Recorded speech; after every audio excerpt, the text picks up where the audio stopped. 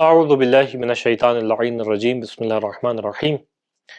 ایک انتہائی اہم ترین بحث کے جو مسلمانوں میں پائی جاتی ہے اور انتہائی قدیم ترین ابحاث میں سے ہے، اور جس کا تعلق خدا کے افعال سے ہے، جس کا تعلق خدا کی قدرت سے ہے، اور یہ بحث ہے قضاء و قدر کی بحث، خدا کے افعال کی بحث، خدا کے ارادے کرنے کے طریقے کی بحث، کہ جس بحث کو انتہائی مشکل ترین بحثوں میں سے قرار دیا گیا، اور اس جانب بھی بعض کے اشارے ہمیں دکھائی دیتے ہیں کہ اس روایات دکھائی دیتی ہیں کہ اس بحث کی گہرائی کے اندر نہ جاؤ، کیونکہ بحر عمیق کا انتہائی گہرا سمندر ہے۔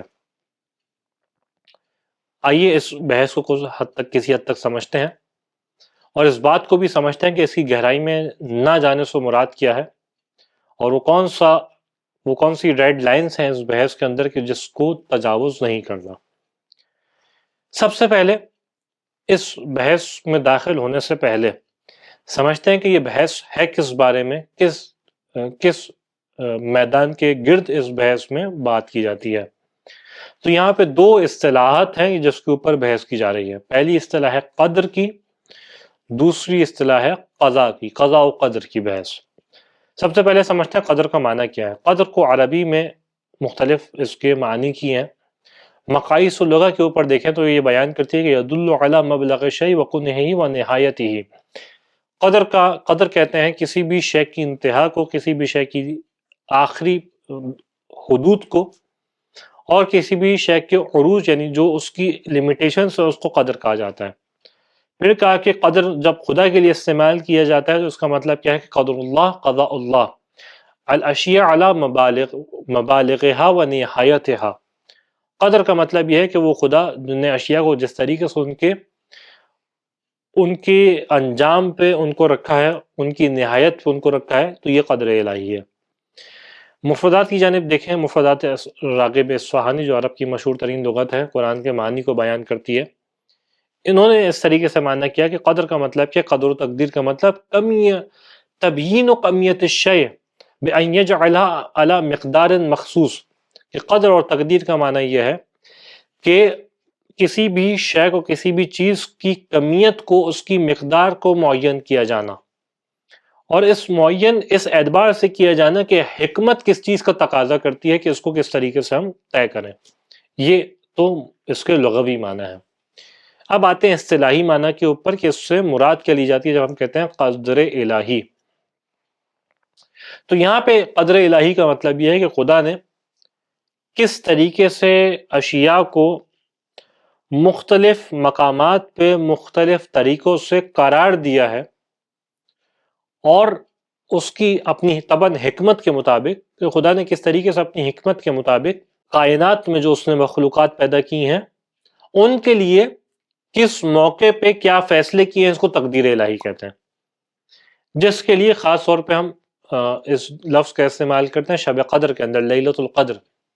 اس رات کو شب قدر کہنے کی وجہ یہی ہے کہ اس کے اندر خدا سال بھر میں انسان کے ساتھ کیا ہوگا، کیسے ہوگا، اور سال بھر میں انسان کی کیا کیفیات ہوں گی، اس کا فیصلہ خدا اس رات کے اندر کرتا ہے۔ یعنی پس تقدیر کا مطلب یہ ہوا کہ خدا اپنی حکمت کے مطابق یہ دیکھتا ہے کہ اس نے کس طریقے سے افعال کو انجام دینا ہے، کس طریقے سے افعال کی سیکوینس کو بنانا ہے، کس مقام پہ قرار دینا ہے، یہ تمام فیصلے خدا اس رات کے اندر کرتا ہے۔ تو یہ تقدیر الہی ہے، اسی لیے ہم استعمال کرتے ہیں لفظ تقدیر، وہ بھی اسی قدر سے نکلا ہے۔ تقدیر یعنی کہ خدا نے کس کے بارے میں کیا فیصلے کیے ہیں، کس کے بارے میں یہ کیا ارادہ کیا ہے کہ اس کی زندگی میں آگے اس کے ساتھ کیسے حالات و واقعات پیش آنے ہیں، اس کو ہم جو ہے وہ تقدیر الہی کہتے ہیں۔ اسی طریقے سے یہ تو اس کا معنی اصطلاحی ہو گیا۔ دوسرا لفظ جو یہاں پہ استعمال ہوتا ہے قضاء الہی، قضاء و قدر۔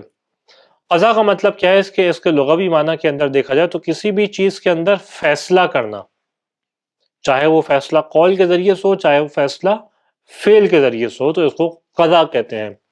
اسی لیے قرآن کریم نے اس لفظ کو موت کے لیے بھی استعمال کیا، اور کئی مقامات پہ، مثال کے طور پر سورہ مبارکہ احزاب کے اندر جب شہداء کا ذکر کیا اور ان کا ذکر کیا کہ جنہوں نے اللہ سے اپنے وعدے کو وفا کیا، اور اللہ سے اس نظر کو پورا کیا کہ جو انہوں نے اللہ کے لیے باندھی تھی.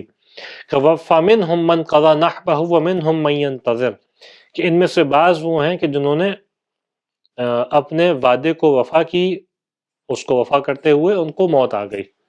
تو یہاں پہ بھی لفظ قضا استعمال ہوا. تو اس اعتبار سے اس کا لغوی معنی ہمیں دکھائی دیتا ہے. اصطلاحی معنی کے اوپر آئیں تو اصطلاحی معنی قضا کا یہ ہے کہ کسی بھی شے کے لیے حتمی فیصلہ کرنا. یعنی ایک دفعہ انسان پلاننگ کرتا ہے کہ کس طریقے سے کام کو کیا جائے، اور ایک دفعہ اس پلاننگ کو حتمی نتیجہ دیتا ہے، اور اس مقام پہ آنے کے بعد حتمی فیصلہ کر لیتا ہے، جس کو عربی میں ابرام بھی کہا جاتا ہے. تو یہ جو ہے وہ قضا کہلاتی ہے. پس قضاء و قدر کا معنی کیا ہوا؟ قضاء و قدر کا معنی یہ ہوا کہ قضا معنی یہ کہ اللہ نے، قدر یعنی یہ کہ اللہ نے کس طریقے سے امور کی تقدیر کو معین کیا ہے، کس طریقے سے اس بات کو معین کیا کہ کس طریقے سے افعال ہیں جو وقوع پذیر ہوں گے، اور پہلے ان کو مرحلہ انشاء کے اندر، مرحلہ ارادے کے اندر معین کرنا ہے، اور پھر اس کے اوپر حتمی فیصلہ دینا ہے. جب حتمی فیصلہ دینے کا مرحلہ ہے تو اس کو قضا کہتے ہیں. اب یہ قضاء و قدر یہ خدا کی جانب سے جب ہے تو دو مراحل کے اوپر ہوتی ہے. ایک مرحلہ ہے قضاء و قدر تکوینی، اور ایک مرحلہ ہے قضاء و قدر تشریعی. تکوینی یعنی عالم کون کے اندر خدا کی قضاء و قدر، تشریعی یعنی شریعت کے اندر اللہ کے قضاء و قدر. عالم کون کے اندر، تکوین کے اندر خدا کی قضاء و قدر کا مطلب کیا ہے کہ خدا نے خارجی امور کے اندر، افعال کے اندر، دنیا کے اندر کس طریقے سے چیزوں کی ترتیب کو طے کیا ہے. مثال کے طور پہ یہ خدا کی تقدیر ہے کہ جب بچہ پیدا ہو وہ جنین ماں کے رحم کے اندر ہو، اور اس کے بعد اس کے اوپر ایک مراحل ہے جو قرآن کریم نے بھی بیان کیا، میڈیکل سائنس بھی بیان کرتی ہے کہ کس طریقے سے یہ ان مراحل سے گزرتا ہوا ماں کے شکم کے اندر گزرے گا. اور جب اس کا مرحلہ ولادت آ جائے تو یہ قضاء الہی ہے. یعنی تقدیر یہ تھی کہ اس طریقے سے ان امور کے اندر گزرے گا، یہ خدا کا ارادہ تھا، اور جب یہ نتیجے تک پہنچ جائے تو یہ قضاء الہی ہے. تو یہ عالم کون کے اندر ہے. اسی طریقے سے یہ چاند، سورج، یہ اس کی تمام پلاننگ کے خدا نے کس طریقے سے اس کو قرار دیا، یہ قضاء الہی ہے. یہ تکوینیات کے اندر ہے، یعنی عالم کون کے اندر ہے، خارج کے اندر ہے. اس کے بعد دوسرا مرحلہ ہے تشریعیات کے اندر، یعنی شریعت کے اندر خدا کی قضاء و قدر. اس کا مطلب کیا ہے؟ اس کا مطلب یہ ہے کہ اس معنی کو خود ایک روایت کے اندر بھی بیان کیا، جس روایت کو احتجاج تبریسی کے اندر نقل فرمایا کہ ایک شخص نے آنے کے بعد امیر المؤمنین علیہ السلام سے پوچھا کہ فما قضاء والقدر الذي ذکرته یا امیر المؤمنین، کہ امیر المؤمنین یہ جو آپ نے قضاء و قدر کی بات کی ہے، اس قضاء و قدر سے کیا مراد ہے؟ امام علیہ السلام نے جواب دیا ہے کہ الامر بالطاعت، قضاء و قدر کا مطلب یہ ہے کہ اللہ نے جو حکم دیا ہے اطاعت کا، والنہی عن المعصیت، اور اللہ نے جس طریقے سے انسان کو منع فرمایا ہے کہ کسی حرام فعل کو انجام نہ دے، یہ خدا کی قضاء و قدر ہے.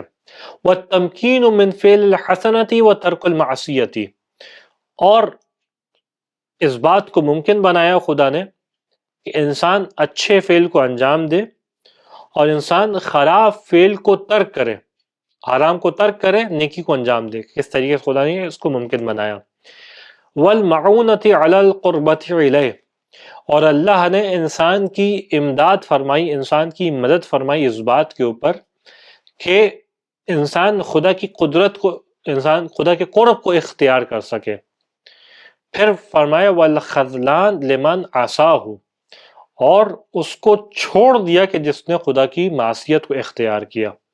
والوعد والوعید، اور اللہ نے جو اس سے وعدے کو کیا. والترغیب والترہیب، اور اس طریقے سے اللہ نے اس کو رغبت دلائی انسان کو. کل ذالک قضاء اللہ فی افعالنا، یہ تمام کا تمام کہا کہ جو میں نے بیان کیا ہے، امیر المؤمنین نے ارشاد فرمایا کہ یہ کیا ہے؟ اللہ کے، انسان کے، ہمارے افعال کے اندر اللہ کی قضا ہے.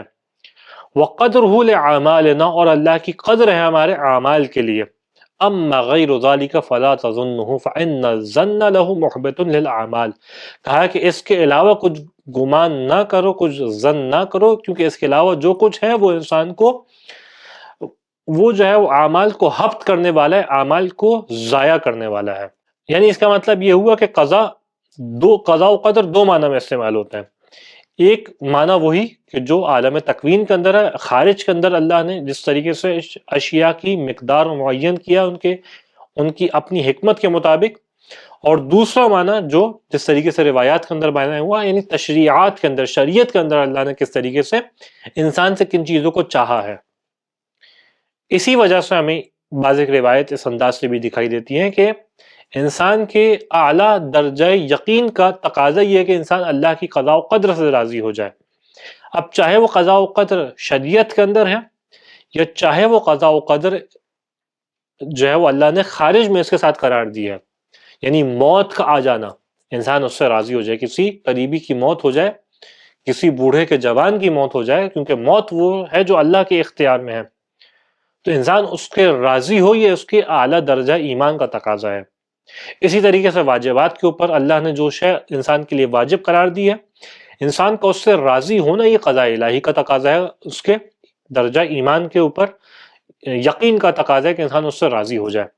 مثال کے طور پہ ہمیں روایت دکھائی دیتی ہے امام صادق علیہ السلام سے کہ آپ نے بیان کیا کہ الرضا بمکروہ القضاء من اعلیٰ درجات الیقین، کہ اللہ نے جو اللہ نے قضا قرار دی ہے انسان کے لیے، اس میں جو اس کے لیے نیگیٹو چیزیں ہیں، اس میں جو اس کو نقصان پہنچانے، بظاہر جس سے اس کو محسوس ہوتا ہے کہ میرے لیے نقصان دہ تھی، مکروہات قضا میں سے تھا، انسان کا اس بات کے اوپر راضی ہو جانا. یعنی ایک شخص ہے کہ جس کے ہاں جوان کی موت ہو گئی، کتنا سخت عمل ہے، کتنا سخت مرحلہ ہے، لیکن انسان کا کہ موت کیونکہ خدا کے ہاتھ میں ہے تو میں خدا کے اس فعل سے راضی ہوں. انسان کا اس فعل کے اوپر راضی ہو جانا یہ کیا ہے؟ یہ اللہ کی قدر سے راضی ہونا ہے، اور یہ ایمان کے اعلیٰ ترین درجات میں سے ایک درجہ ہے، جس طریقے سے ہمیں روایت بھی دکھائی دیتی ہیں. پھر امام علیہ السلام نے بیان کیا فَمَا قَضَى اللَّهُ لِمُؤْمِنٍ قَضَاءً فَرَضِيَ بِهِ إِلَّا جَعَلَ اللَّهُ لَهُ الْخَيْرَةَ فِيمَا يَقْضِي، کہ خداوند متعال جب بھی کسی مؤمن کے لیے کسی قضا کو قرار دیتا ہے، کسی فیصلے کو قرار دیتا ہے، اور یہ انسان اس فیصلے کے اوپر راضی ہو جاتا ہے، خدا کی قضا کے اوپر راضی ہو جاتا ہے، جیسے ہی یہ راضی ہوتا ہے تو خداوند متعال اس فیصلے کے اندر جو اللہ نے اس کے لیے قرار دیے ہے، اس میں اس کے لیے اچھائی کو قرار دیتا ہے، اچھائی کو قرار دیتا ہے کہ اچھائی اس کے لیے ہو جائے. تو یہ ہے خدا کی قضاء و قدر. لیکن اس کے ساتھ ہم دیکھیں تو روایات ہمیں دکھائی دیتی ہیں کہ قضاء و قدر کے اندر بہت زیادہ انسان گہرائی کے اندر نہ جائے. اس کو بعض ایک روایت نے بحر عمیق سے تعبیر کیا، یعنی ایک وہ راستہ، ایک وہ سمندر کہ جو بہت زیادہ گہرا ہے، جن ڈوبو گے تو ڈوب جاؤ گے، اس پانی کے اندر گوتا لگاؤ گے تو ڈوب جاؤ گے. بعض ایک روایت نے اس کے اندر، جیسا بھی بیان کروں گا، اس کو ایک اندھیرے راستے سے قرار دیا ہے، یعنی ایک ایسا راستہ کہ جہاں انسان کو کچھ دکھائی نہ دے.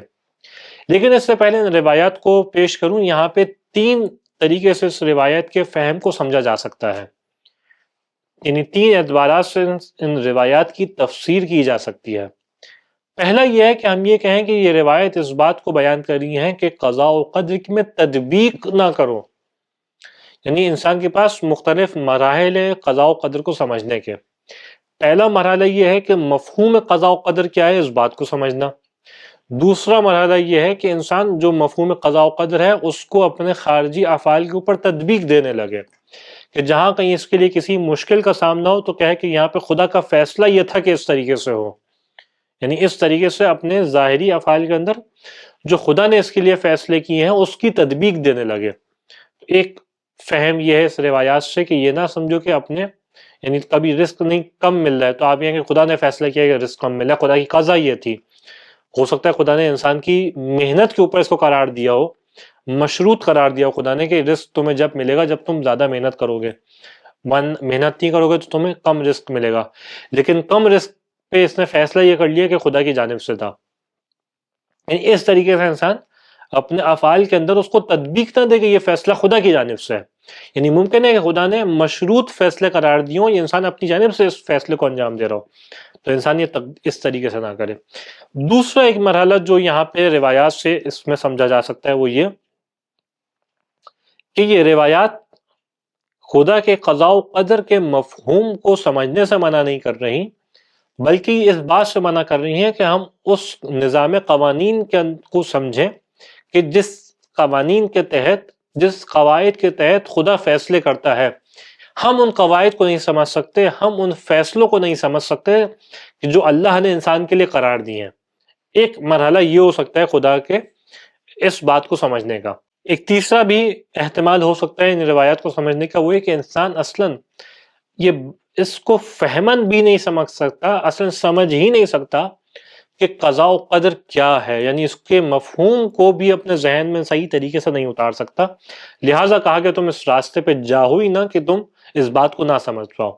آئیے کچھ روایت آپ کی خدمت میں پیش کرتے ہیں. پہلی روایت ہے نہج البلاغہ کے اندر، جس کو نقل فرمایا، حکمت کے اندر بھی نقل فرمایا اور خطبات کے اندر بھی، کہ امیر المؤمنین علیہ السلام نے ارشاد فرمایا کہ سئل عن القدر، امام سے قدر کے بارے میں سوال پوچھا گیا. کہا کہ طریق مظلم فلا تسلکوہ، یہ وہ راستہ ہے جو انتہائی اندھیرا راستہ ہے، انتہائی تاریک راستہ ہے، کہ جہاں پہ کچھ دکھائی، جس طریقے سے آپ راستے پہ چل رہے ہوں، کوئی روشنی نہ ہو تو آپ کو نہیں پتا ہوتا اگلا قدم کہاں ہے، کہاں جو ہے وہ گڈھا آنے والا ہے، کہاں کوئی ایسی شے ہے جو راستے میں رکھی ہے جیسے آپ ٹکرا سکتے ہیں، گر سکتے ہیں، نقصان پہنچا سکتے ہیں. تو یہ بھی اسی راستے کی مانند ہے کہ جو بہت تاریک راستہ ہے، کہا کہ اس راستے کے اوپر نہ چلو. پھر بیان کیا وہ بحر عمیق فلا تلجوہ، یہ وہ سمندر ہے کہ جو بہت زیادہ گہرا سمندر ہے، عمیق سمندر ہے. یعنی جس طریقے سے بہت گہرا دریا ہو، بہت گہرا سمندر ہو، تو انسان وہاں پہ اپنے آپ کو سنبھال نہیں سکتا. تو کہا یہ بھی اس طریقے سے ہے، پس اس کی جانب نہ لپکو، اس کی جانب نہ جاؤ. پھر بیان کیا وہ سر اللہ فلا تتکلفوا، یہ اللہ کے رازوں میں سے ایک راز ہے، پس اپنے آپ کو، کیونکہ اللہ کے رازوں میں سے ایک راز ہے، تو اپنے آپ کو اس زحمت کے اندر نہ ڈالو کہ جو اللہ کے رازوں میں سے ایک راز ہے.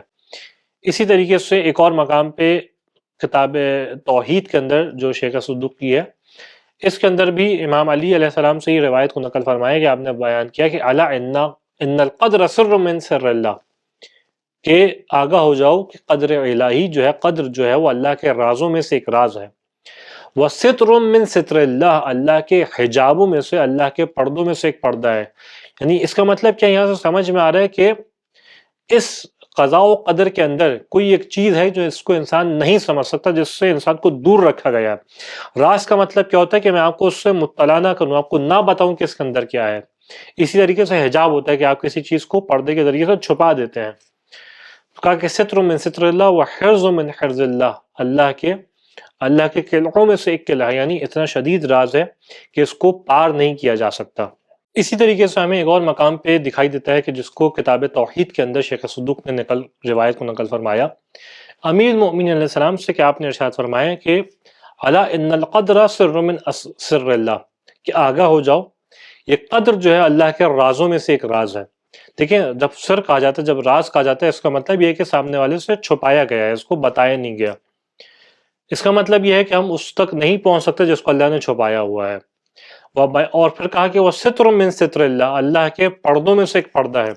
جب کسی چیز کے اوپر پردہ ڈالا جاتا ہے، اس کا مطلب یہ ہوتا ہے کہ اس کو چھپانا مقصود ہوتا ہے، اس کو ظاہر کرنا مقصود نہیں ہوتا. تو اللہ کے رازوں میں سے ایک راز ہے تو انسان نہیں پہنچ سکتا. اللہ کے پردوں میں سے ایک پردہ ہے تو انسان اس کو پار نہیں کر سکتا جس کے اوپر اللہ نے پردہ لگایا ہو. پھر کہا کہ حرز من حرز اللہ، کہ یہ قضاء و قدر جو ہے اللہ کے ان اشیاء میں سے ہے کہ جس کو اللہ نے محفوظ رکھا ہے. یعنی اللہ کی محفوظ کردہ اشیاء میں سے ایک شے ہے قضاء و قدر. پھر بیان کیا مرفوع فی حجاب اللہ، اللہ نے اپنے پردے کے اندر اس کو بلند کر لیا ہے. یعنی اس کو اتنا بلند کر لیا ہے مخلوق سے اپنے پردے کے اندر کہ مخلوق اس کی پہنچ سے اس کو دور کر دیا ہے. جس طریقے سے کوئی بچہ آپ سے کوئی چیز مانگ رہا ہو تو آپ اس کو اٹھا کے اوپر رکھ دیتے ہیں کہ بچے کی پہنچ وہاں تک نہیں ہے. اسی طریقے سے اللہ نے اپنے حجاب کے اندر اس کو بلند کر لیا ہے. مطوی عن خلق اللہ، کہ یہ وہ شے ہے کہ جس کو اللہ نے لپیٹ دیا ہے مخلوق سے. مطوی عن خلق اللہ، یعنی اللہ نے اپنی مخلوقات سے اس کو لپیٹ کے رکھ دیا ہے، کہ اس کو گویا چھپا کے رکھ دیا کہ مخلوق اس تک نہ پہنچ سکے. مختوم بخاتم اللہ، اللہ نے اس کے اوپر اپنی مہر لگا دی، اللہ کی مہر شدہ ہے یہ. یعنی اس کو اس طریقے سے، یعنی خاص طور پہ تاکیدات لائی جا رہی ہیں کہ ایک دفعہ آپ کسی چیز کو لپیٹتے ہیں، ایک دفعہ لپیٹنے کے بعد اس کے اوپر مہر لگا دی جاتی ہے کہ اب تو یہ کھل ہی نہیں سکتا. پھر بیان کیا سابق فی علم اللہ، اللہ کے علم میں یہ شے موجود ہے، یعنی اللہ کے علم میں یہ بات قدر اس کی کیا ہے، یہ بات اس کے علم میں پہلے سے موجود ہے. وضع اللہ العباد عن علمہ ورفعہ فوق شہاداتہم، اللہ نے اس کو اپنی علم کی بنیاد پہ بندوں سے جدا کیا اور ان کی گواہیوں اور ان کی عقلوں کی پہنچ سے اس کو دور رکھا. یعنی دو مراحل ہیں، ایک جانب اللہ نے اس کو بندوں کی اصلا گواہی کوئی دے سکے کہ یہ قدر الہی ہے، یہ قدر الہی نہیں ہے، اس بات کو ان سے دور رکھا. وَمَبْلَغِ عُقُولِهِمْ، ان کی عقل پہنچ سکے وہاں تک، اس بات سے بھی اس کو دور رکھا ہے. پھر بیان کیا لِأَنَّهُمْ لَا يَنَالُوهُمْ بِحَقِيقَةِ الرَّبَّانِيَّةِ، کیونکہ انسان اس بات تک نہیں پہنچ سکتا، یعنی قضاء و قدر کیا ہے، حقیقت ربانیہ، یعنی جو خدا کی حقیقت ہے، اس کی ربوبیت کی حقیقت ہے، اس کے رب ہونے کی حقیقت ہے، اس کے سبب سے اس تک نہیں پہنچ سکتی مخلوقات. ولا بقدرت السمدانیہ، اور جو اس کے سمد ہونے کی، اس کے مطلق قدرت رکھنے کی، جو اللہ مطلقاً قدرت رکھتا ہے، یہ جو اللہ مطلقاً قدرت رکھتا ہے، اس بات کا تقاضا یہ ہے کہ انسان اس بات تک نہ پہنچ سکے جس کو اللہ نے ان سے دور کیا. ولا بعظمت النورانیہ، اور نہ ہی نورانیت کی عظمت کے سبب سے انسان اس مقام تک پہنچ سکتا ہے. ولا بعزت الوحدانیہ، اور نہ ہی وحدانیت کی عزت کے ذریعے سے خدا انسان جو ہے وہاں تک پہنچ سکتا ہے.